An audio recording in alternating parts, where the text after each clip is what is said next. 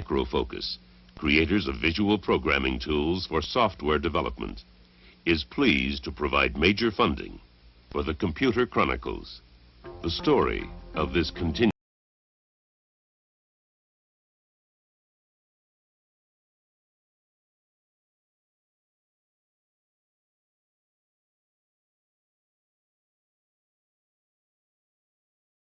$. Est-ce que je peux avoir $1?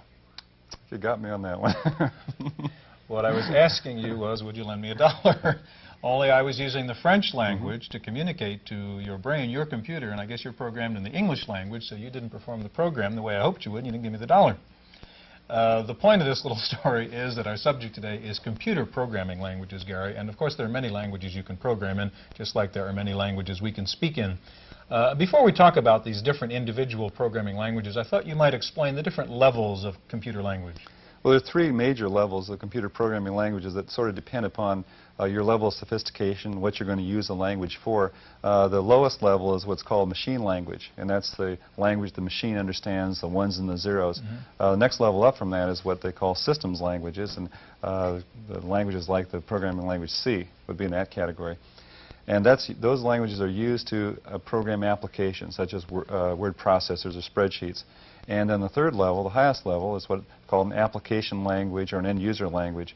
And those languages like Fortran, COBOL, Logo, so forth fit into that category. And so we'll get a chance today to talk about some of those languages and see how they're used. Okay, indeed. We'll see a demonstration of COBOL, Forth, Logo. We'll talk about Pascal. First, though, let's try to understand a bit better this problem created by having so many different programming languages. This multilingual keyboard can perform the tasks of interpreter, grammatical advisor, and artist in translating English sounds into Japanese text. The program does for human languages what most computers are incapable of doing with their own languages. Because machine codes vary from one microprocessor to another, the same programming language cannot be shared by two different computers. For example, Apple BASIC is not IBM BASIC. A language customized for one machine will not run on another. Like their human counterparts, computer programming languages differ in structure, syntax, code, and even symbols. But the lack of standard transferable code puts the programmer at a time-consuming disadvantage. After learning to write a program for one computer, he must rewrite it for another. Because of a computer's wide range of applications, languages are specialized. Fortran for science and math, COBOL for business, Logo for education. The more friendly a high-level language, the more translation it requires before it can be executed at the machine level, and correspondingly, the slower it runs. In some cases, lack of speed at the machine level is a trade-off for quick interaction with the user. Adding a third layer of complexity to computer programming is the assembly language, required to translate high-level languages into machine code. Programs written in assembly language are faster in execution, but more difficult to write than those in a high-level language. Software firms are developing more powerful, portable languages for use in micros, but as long as computer manufacturers design exclusivity into their products and languages, users are faced with the same dilemma. Machines that will communicate with everyone except each other. Ruski Yazik.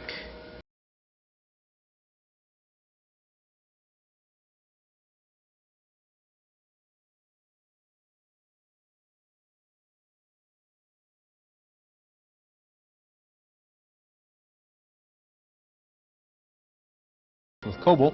And next to Paul, Dave Eisenberg, a senior engineer and software developer with Apple Computers, and Dave works with Pascal. Gary. You know, Stuart, there have been a lot of languages around for several years that are sort of considered traditional languages, like PL1, Fortran, COBOL is a good example of that. And one of the difficulties in the small computer industry is trying to bring those down into really usable languages.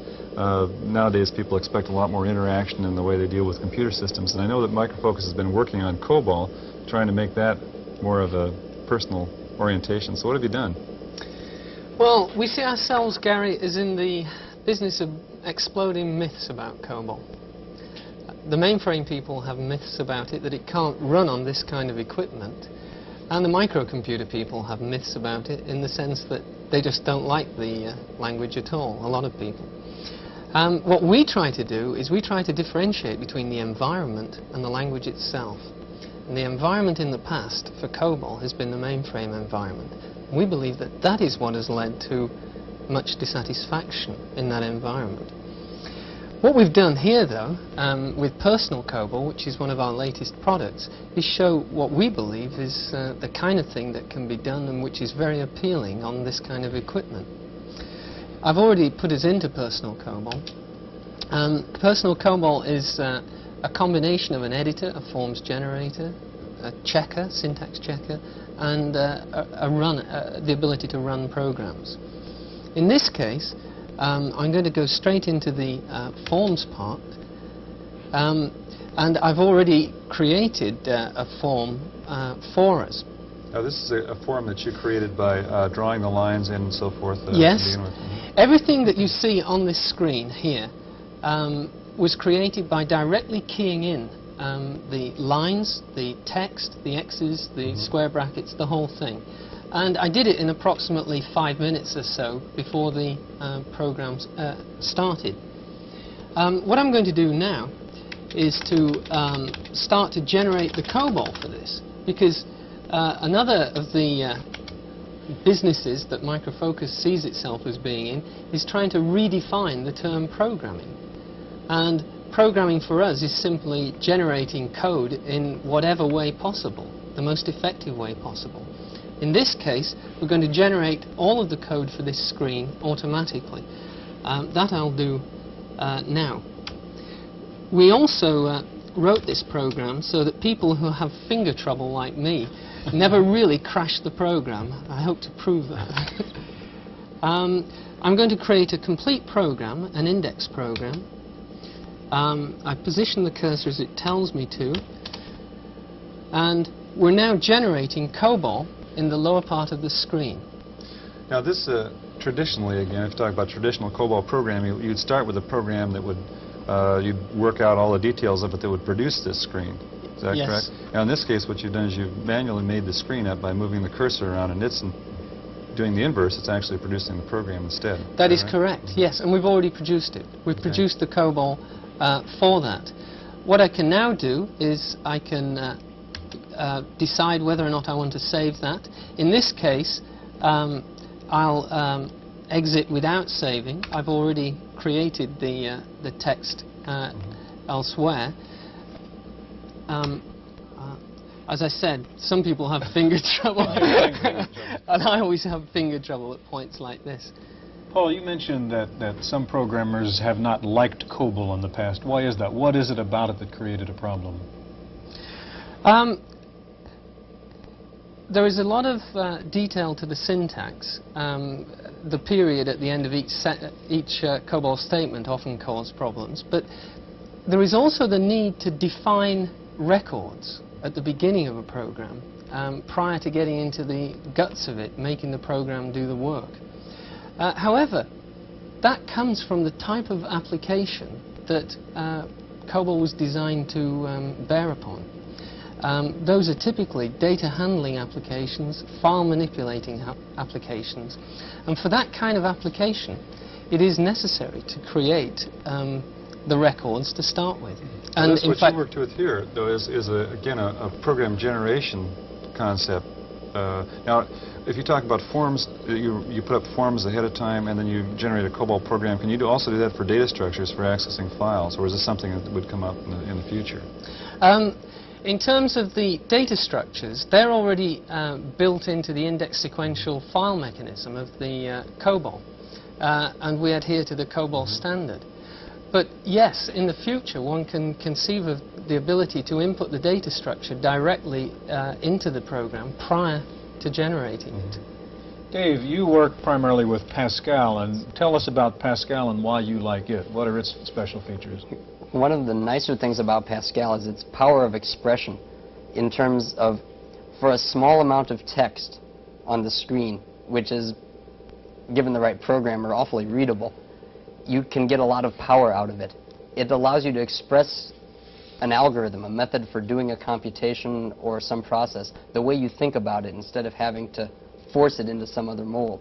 And that's one of the advantages of COBOL for business applications. It was it's built for that, such that you can think in terms of a business or record problem and do it that way. Pascal is similar, but pretty much for more general purpose applications. Pascal had several years ago a lot of interest in terms of using it as a systems language, and it was sort of touted as the all-purpose language for doing everything. What happened? Why did that not really take place?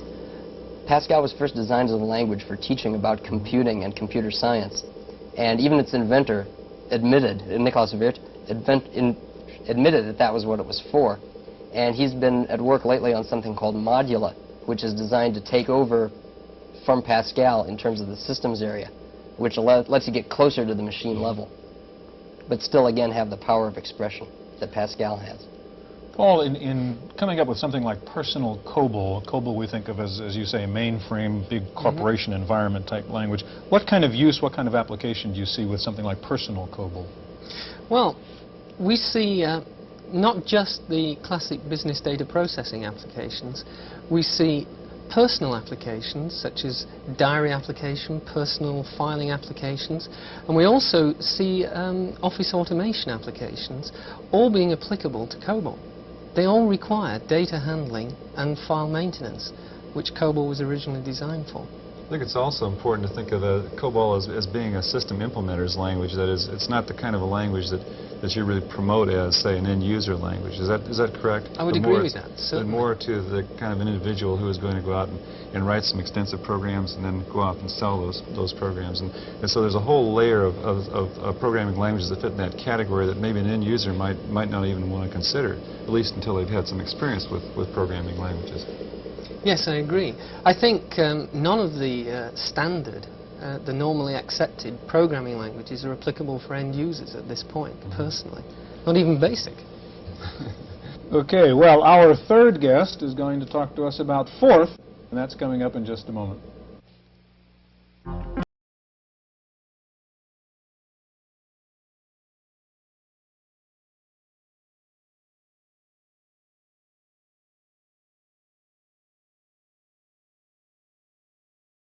Elizabeth, tell us about Forth. What makes that a unique programming language?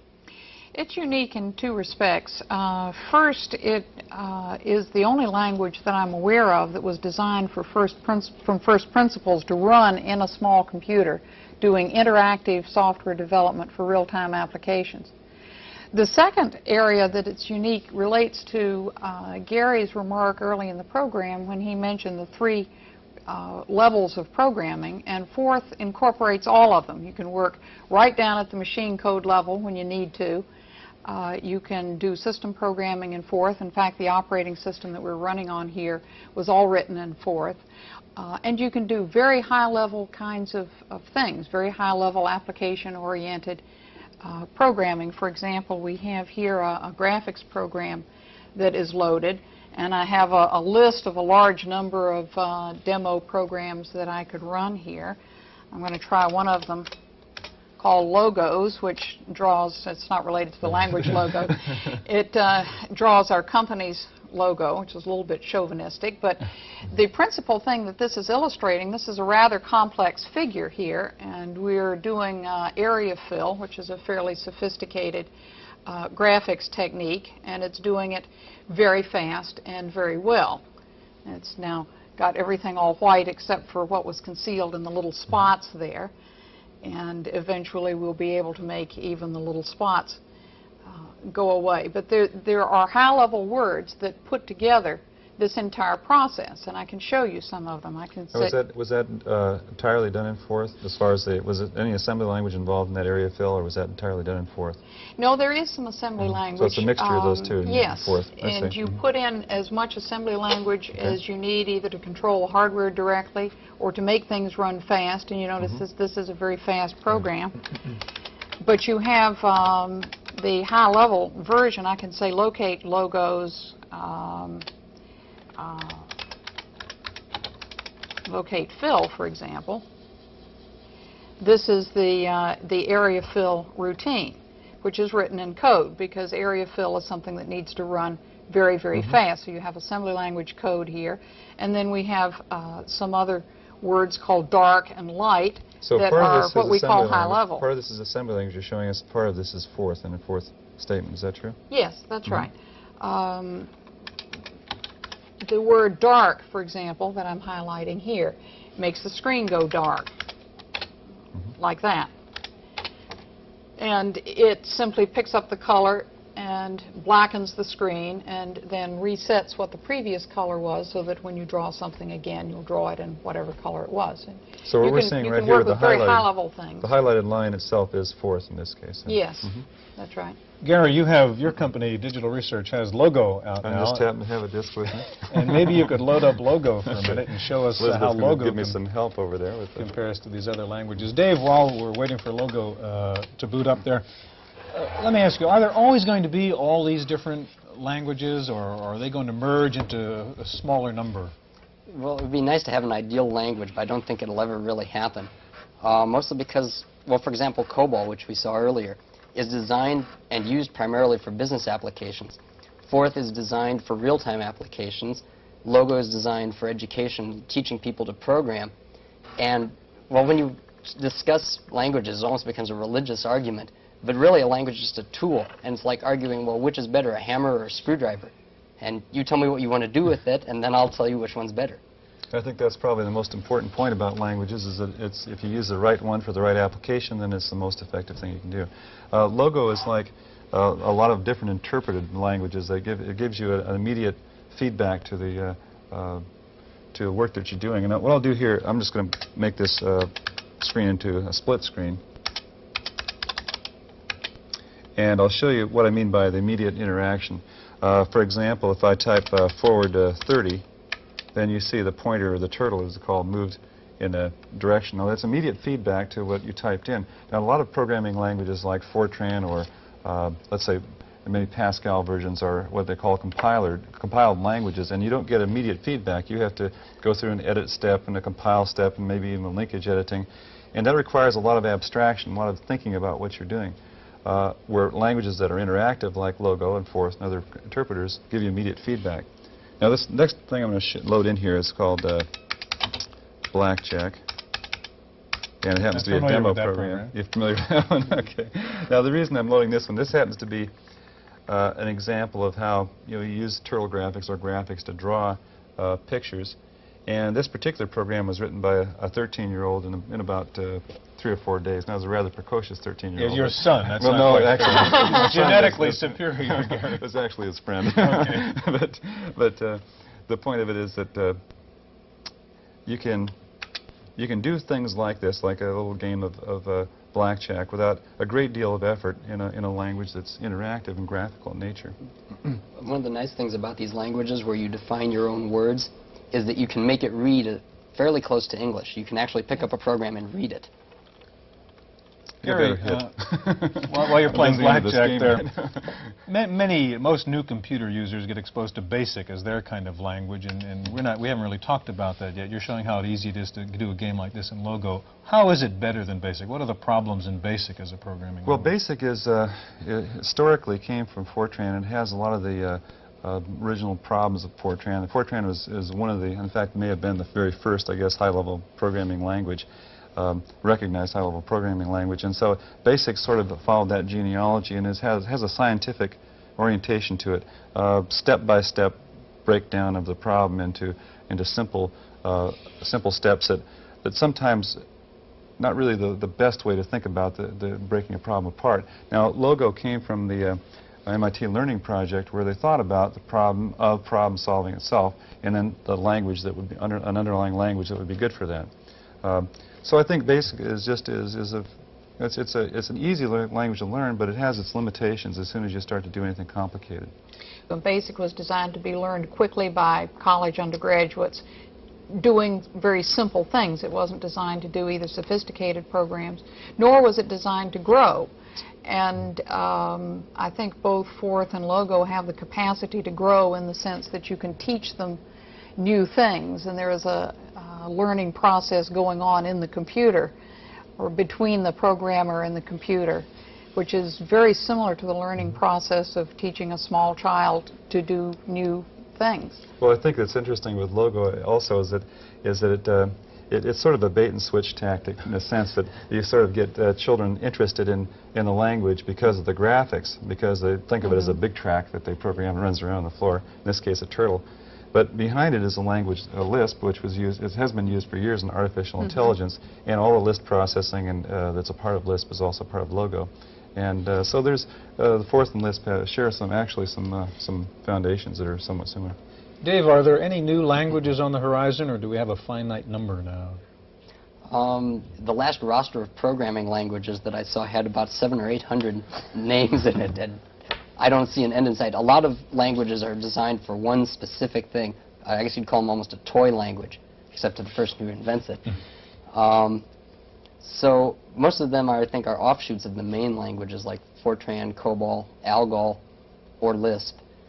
And yeah, as long as people have ideas for things they want to do, they'll invent a new language. So it's a kind of evolutionary process, I think all of you said, where one language kind of builds on. Well, I think also it's a matter of getting started as far as learning a language. Once you've learned one language, it's not very difficult to start picking up other languages, but it seems to be a threshold to get over the very first time.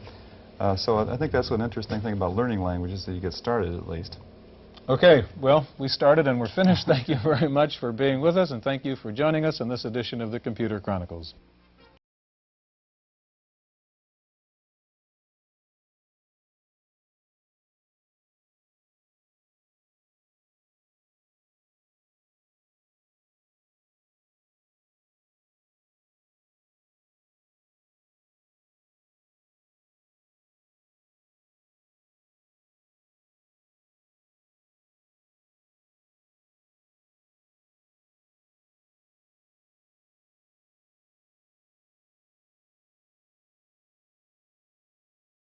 Microfocus, creators of visual programming tools for software development, is pleased to provide major funding for the Computer Chronicles, the story of this continuing evolution.